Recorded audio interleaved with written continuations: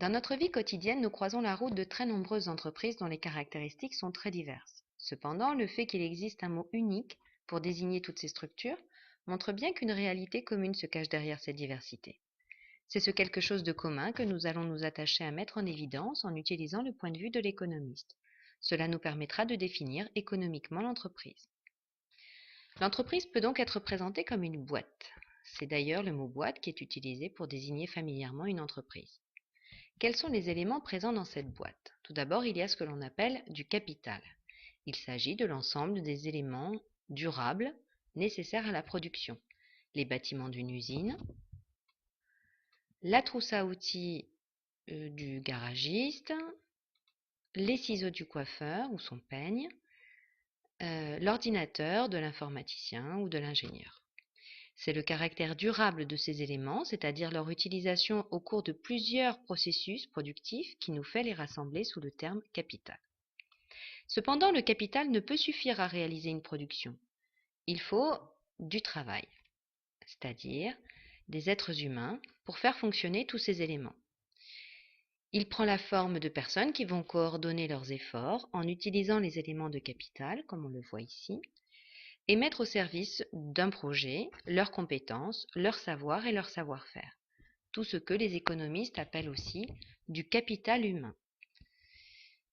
On a donc ici ce que les économistes considèrent comme étant les facteurs de production. Ce sont les éléments durables qui constituent le fondement de l'entreprise, son socle. Ces éléments vont se coordonner et se combiner l'un à l'autre pour former la combinaison productive. C'est la qualité de cette combinaison productive qui rendra l'entreprise plus ou moins efficace. Mais mettre en commun les machines les plus sophistiquées et les travailleurs les plus motivés et les mieux formés ne suffit pas. Il manque la matière première sur laquelle les facteurs de production vont exercer leurs compétences et leurs caractéristiques. Il est donc nécessaire de faire entrer dans le processus productif un certain nombre d'éléments qui vont y disparaître ou y être transformés.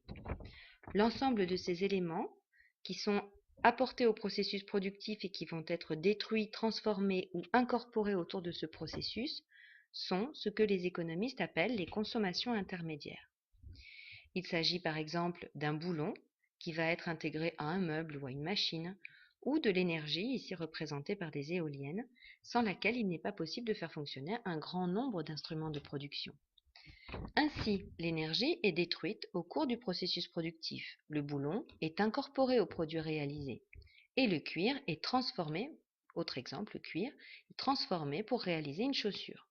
Ainsi, tous ces éléments sont en quelque sorte intégrés au produit final. Ici apparaissent tous les éléments indispensables à la réalisation d'une production.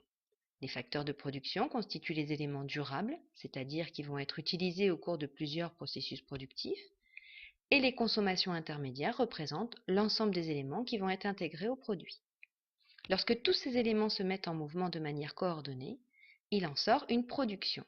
Cette production peut prendre la forme de biens ou de services, mais quelles que soient les caractéristiques de cette production, l'objectif de l'entreprise est de la vendre.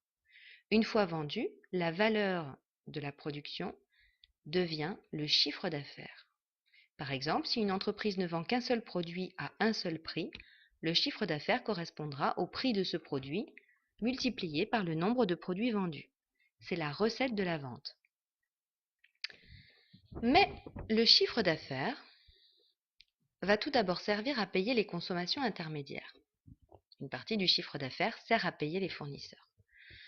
En effet, ces consommations intermédiaires sont des productions qui ont été réalisées par d'autres entreprises, ici considérées comme des fournisseurs, en quelque sorte des apporteurs de consommation intermédiaire.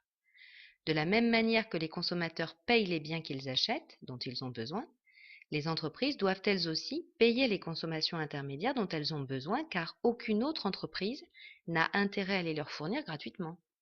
Par exemple, l'électricité qui est fournie par EDF ou par Direct Énergie n'est pas gratuite. De même, l'entreprise qui fournit les boulons doit elle aussi être payée, sans quoi elle arrêterait de fournir les boulons. Une fois payées les consommations intermédiaires avec le chiffre d'affaires, il reste ce que les économistes appellent la valeur ajoutée. C'est la richesse qui a été véritablement créée par le processus productif, ou plus exactement, par les facteurs de production.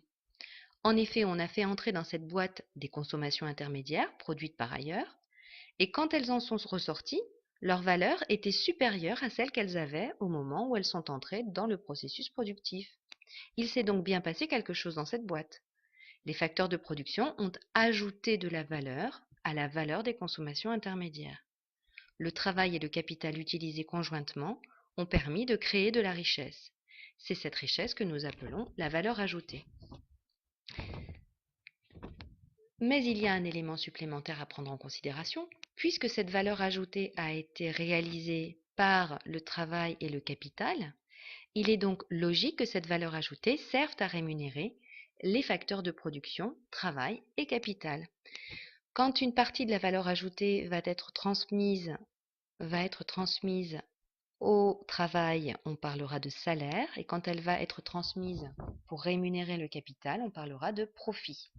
Donc la valeur ajoutée se partage en quelque sorte entre les salaires qui sont versés aux travailleurs et les profits qui sont versés aux apporteurs de capital. On peut donc ici donner une définition économique de l'entreprise. C'est donc un ensemble de facteurs de production, c'est-à-dire d'éléments durables, capital et travail, destinés à fonctionner de concert pour créer, à partir de consommations intermédiaires, de la richesse. Prenons maintenant un exemple, soit une production sous la forme de chaussures.